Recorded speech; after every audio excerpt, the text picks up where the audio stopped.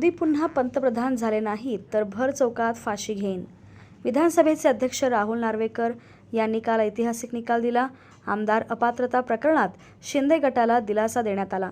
दरम्यान या निकालाविरोधात ठाकरे गट आक्रमक झाला आहे. या निकालानंतर ठाकरे गटाच्या नेत्यांकडून संताप व्यक्त केला जात आहे. दरम्यान या निकालानंतर हिंगोलीत शिंदे समर्थकांनी जल्लोष केला.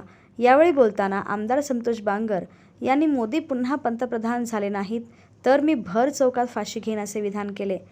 2024ला ठामपणे छातीत ठोकून जसे सकाळी सांगितले होते की निकाल हा आमच्या बाजूने लागणार आहे, आजही मी तुम्हाला सांगतो. आता एप्रिलमध्ये येणारी जी लोकसभेची निवडणूक आहे, छाती ठोकून सांगतो की या देशाचे पंतप्रधान मोदीच होणार.